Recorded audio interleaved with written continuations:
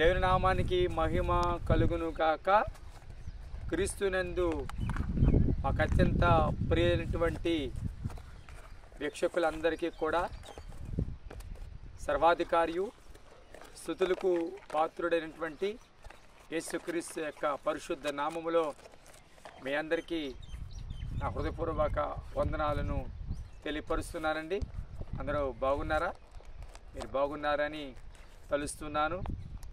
మీరు క్షేమకరంగా ఉండాలని మేము ఎల్లప్పుడూ మా అనుదిన ప్రార్థనలో మిమ్మల్ని జ్ఞాపకం చేసుకుంటున్నాం.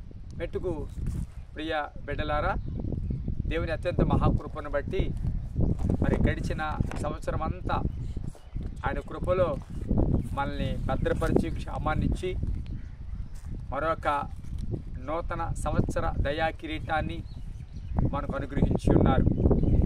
2024 మీ జీవితాలలో ఎలా గడిచిందో నాకైతే తెలీదు. బహుశా కొన్ని సమస్యలు ఎదుర్కొన్నారేమో, బహుశా కొన్ని సవాళ్ళు ఎదుర్కోవాల్సి వచ్చిందేమో, బహుశా కొంత బలహీనతకు ఒకవేళ లోనయ్యారేమో, ఏదైనా ఓటమిని చూచారేమో. అయితే పాతవి అంతా గతించిపోతాయి, మునుపటి వాటిని జ్ఞాపకం చేసుకోవద్దని వాక్యం చెప్పినట్లుగా ప్రభు సన్నిధిలో అయ్యో ఎలా జరిగిందిలే, అయ్యో అలాంటి నష్టం జరిగిందే అని గడిచిన దినాలు జ్ఞాపకం చేసుకుంటే మనం ప్రభు సన్నిధిలో సంతోషించలేము. కానీ గడిచిన దినాలను గడిచిన సంవత్సరమును మళ్ళా మన వెనుకకు తీసుకురాలేం. కానీ ఆయన మహాకృపను బట్టి మరొక సంవత్సరాన్ని దేవుడు మనకిచ్చి ఉన్నారు. ఈ సంవత్సరంలో మీరందరూ కొత్త క్యాలెండర్లు బహుశా ఇప్పటికే తీసుకుని ఉంటారు. ఆ క్యాలెండర్లో 12 నెలలు, అందులో 365 రోజులు. 12 నెలలు 365 రోజులు కలిగిన క్యాలెండరు మీ ఇంట్లో ఉన్నదేమో, కానీ ఆ 12 నెలలు 365 రోజులు దేవుడి చేతిలో ఉన్నవి.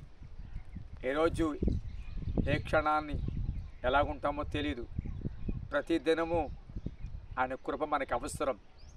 కాబట్టి ఈ 2025లో దేవుడు మీ జీవితాలలో నిశ్చయముగా కార్యం చేయడానికి ఇష్టపడుతూ ఉన్నాడు.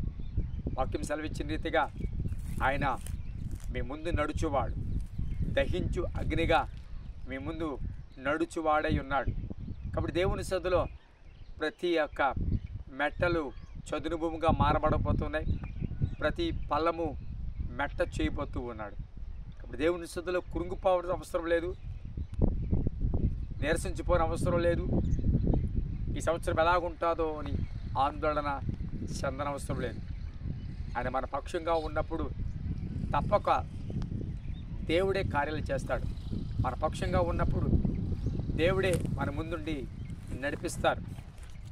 నమ్ముటి నీ వలనైతే నమ్మవానికి సమస్తమును సాధ్యమైన వాక్యం చెప్తుంది. కాబట్టి దేవుని సన్నిధిలో నమ్మి ముందుకెళ్దాం. దేవుడు తప్పకుండా మీ ఆశలను దేవుడు తీర్చబోతూ ఉన్నాడు. ఖచ్చితంగా ఆయన గుప్పెలు విప్పే ప్రతి జీవ కోరికను తృప్తిపరుస్తానన్న మాటను జ్ఞాపకం చేసుకో.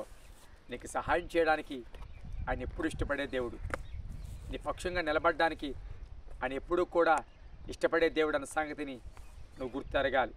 పరిస్థితులు చూచి మనుషులు చూచి కునుకుపోతున్నావు కదూ, కునుకుపోని అవసరం లేదు. తప్పక దేవుడే దేవుడే, ఎందుకంటే ఆయనకి అసాధ్యమైనది ఏది లేదు అని నువ్వు గుర్తెరగాలి. అయితే వీటన్నిటిని మనం ప్రక్కన పెడితే ఈ 2025లో మరి నీవు నేను ఎన్నో కోరుకుంటూ ఉన్నాం. కానీ మన దగ్గర నుంచి దేవుడు ఏం కోరుకుంటున్నాడు అన్న సంగతిని కూడా మనం గుర్తెరగాలి. 2024 కంటే ఈ 2025 నీ ఆత్మీయ జీవితం మరింత బాగుండాలి. మరింతగా నువ్వు ప్రార్థనాపరురాలు కావాలి. మరింతగా నీలో ఆసక్తి రావాలి. మునుపటివి జ్ఞాపకం చేసుకోవద్దు, అలాగే మునుపట్లాగా నువ్వు ఉండవద్దు. ఈ 2025లో ఖచ్చితంగా నీలో మార్పు రావాలి. దేవుడు ఇష్టపడేలాగా నీ జీవితం ఉండాలి.